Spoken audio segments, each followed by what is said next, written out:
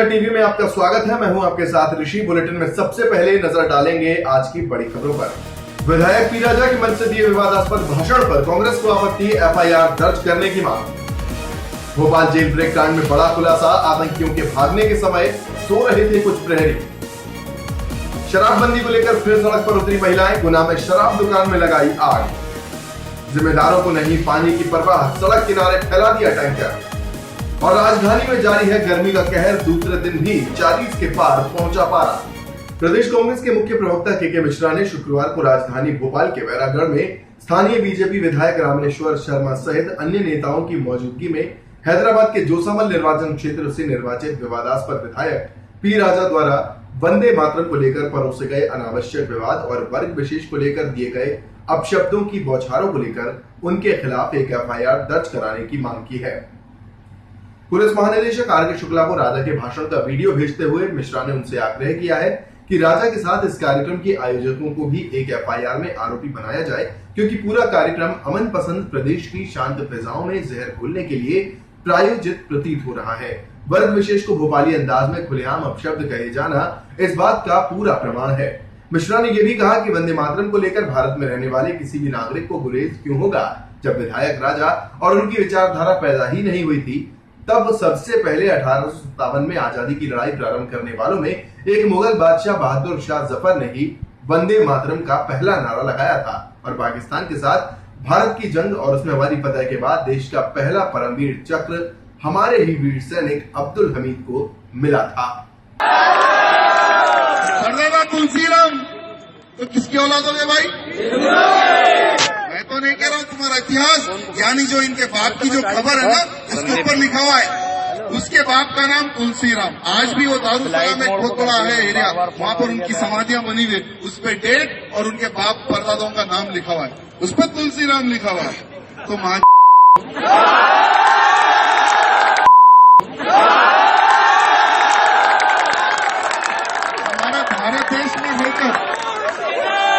भारत देश में रहकर हिंदू समाज को तोड़ने की बात करते हैं। अरे हमारे भारत देश में रहकर वंदे मातरम नहीं गाओगे, वंदे मातरम नहीं गाओगे, वंदे मातरम गाना होगा, वंदे मातरम गाना होगा, नहीं गए तो जबरन तुझे भगा देंगे, हम तुझको तेरी औकात बता देंगे। क्या कहते हैं मेरे भाइयों?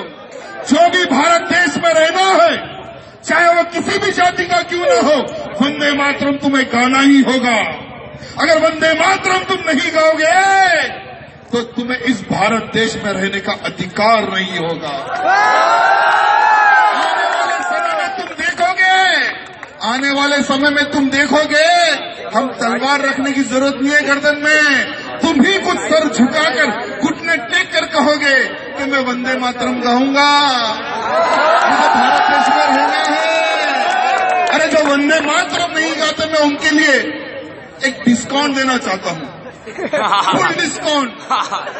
एक अच्छा पैकेज है उनके लिए मेरे पास। पैकेज क्या है पता है? कि 2 दिन के लिए उनको पंजाब में जो बॉर्डर है ना इंडिया एंड पाकिस्तान का, 2 दिन के लिए उनको फुल पैकेज देके एक बार पाकिस्तान भिजा देंगे। 2 दिन रहकर आप पाकिस्तान में जो वंदे मातरम नहीं गाते, उनको मैं कहना चाहूंगा कि सिर्फ 2 दिन रहकर आओ पाकिस्तान में। वहां पर जब तुम जाओगे तो पता है तुम्हें क्या कहोगे? अरे ये देखो हिंदुस्तानी मुजाहिर आया, अरे ये देखो हिंदुस्तानी मुजाहिर आया। तुम्हें लात मारोगे, तुम्हें पानी नहीं दिया जाएगा। तुम जब क्या कहोगे पता है? अरे मेरा भारत देश बहुत अच्छा था भाई, कम से कम वहां वंदे मातरम बोले तो मैं जी सकता हूँ। यहाँ तो मेरे खुद के लोग मुझे मुजाहिर कह रहे और मुझे लात मार रहे। नहीं नहीं भाई, मैं जाऊंगा मेरे हिंदुस्तान में, वहां जाकर रह लूंगा, वहां जाकर जी लूंगा। बीते साल दीपावली की रात भोपाल सेंट्रल जेल में हेड कांस्टेबल की हत्या कर फरार हुए 8 सिमी आतंकियों के एनकाउंटर की घटना की रात सुरक्षा में तैनात 8 एसएएफ जवानों को लेकर एक बड़ी लापरवाही सामने आई है। जांच में सामने आया है कि ड्यूटी पर तैनात जवान सो रहे थे। रिकॉर्ड में खुलासा हुआ है कि इन जवानों को जेल की दीवार और गेट पर ड्यूटी के लिए लगाया गया था, लेकिन ड्यूटी के दौरान इनमें से कुछ जवान सो रहे थे। उस पर भी बड़ी लापरवाही सामने ये आ रही है कि जेल ब्रेक की घटना के बाद जेल विभाग के डीजी संजय चौधरी ने इनके खिलाफ कार्रवाई के लिए नोटशीट एसएएफ को भेजी थी, लेकिन 5 महीने बीतने के बाद भी इन लापरवाह जवानों और एक एएसआई के खिलाफ कोई कार्रवाई नहीं हो पाई है। इस बारे में डीजी जेल का कहना है कि ऐसा हो ही नहीं सकता कि घटना के बाद भी जवानों से ड्यूटी ली जा रही हो। आपको बता दें कि जेल ब्रेक की घटना के बाद फौरन सरकार ने ज्यादातर अफसरों को दोषी मानते हुए हटा दिया था। भोपाल के माता मंदिर पर शराबबंदी और अन्य मांगों को लेकर शिवसेना ने प्रदर्शन किया। प्रदर्शनकारियों का कहना था कि लंबे समय से क्षेत्र में शराब दुकान हटाने की मांग की जा रही थी, लेकिन बार बार की जा रही मांग के बाद भी जब प्रशासन ने इस पर ध्यान नहीं दिया तो मजबूरी में उन्हें प्रदर्शन के लिए उतरना पड़ा। गुना के बरखेड़ा गिर्द की शराब दुकान में महिलाओं ने आग लगा दी। महिलाएं शराबबंदी की मांग कर रही थी। प्रदर्शन कर रही 50 से 60 महिलाओं ने दुकान को आग के हवाले कर दिया। लगभग घंटे भर तक चले इस प्रदर्शन के बाद पुलिस पहुंची, जिसने स्थिति को काबू में किया। आपको बता दें कि यह शराब दुकान गुना के बजरंगगढ़ थाना इलाके में स्थित है। तुम्हारे घर चल जाएंगे तो क्या होगा?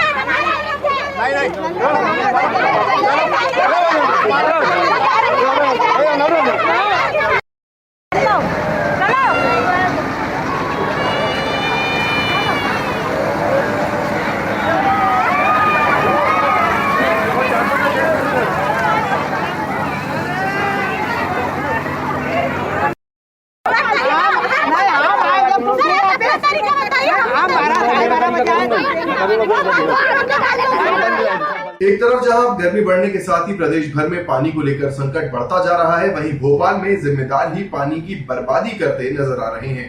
ये पानी की बर्बादी बोर्ड ऑफिस चौराहे पर हो रही थी, जो कि हमारी तस्वीरों में कैद हो गई। आसपास के लोगों ने बताया कि कल अम्बेडकर जयंती के मौके पर यहाँ कई टैंकर आए थे, जिनमें से एक ये भी था। पानी की बर्बादी खूब हुई। आज भी यहाँ सड़क फुटपाथ पर टैंकर खाली किए गए।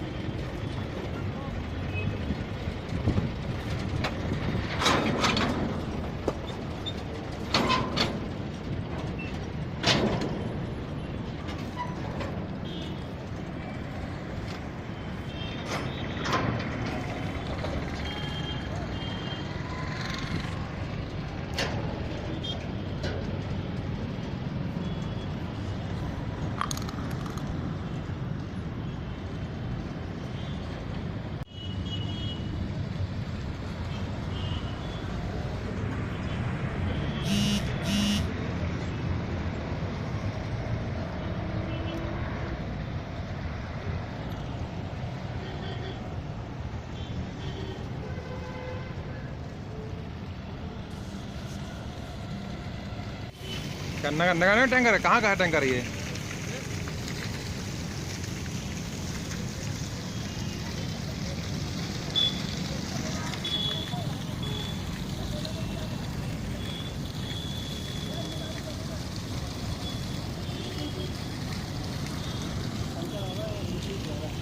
आप नगर में हो गया?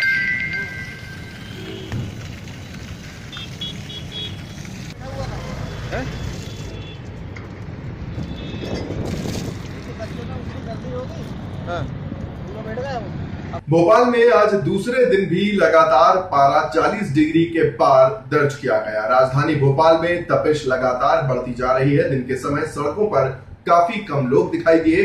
राजधानी के बोट क्लब की ये तस्वीरें आप देख रहे हैं, जहां पर अक्सर दिन के वक्त चहल पहल होती है, लेकिन शनिवार को दोपहर में ये जगह पूरी तरह से खाली नजर आई। मौसम विभाग के मुताबिक पिछले 24 घंटों में अधिकतम तापमान 42.2 डिग्री सेल्सियस दर्ज किया गया, जबकि न्यूनतम तापमान पिछले 24 घंटों में 22.4 डिग्री सेल्सियस दर्ज किया गया। शनिवार को भी तापमान 43 डिग्री सेल्सियस के आसपास रहने का अनुमान है। तो अभी के लिए फिलहाल इतना ही, मुझे दीजिए इजाजत, नमस्कार।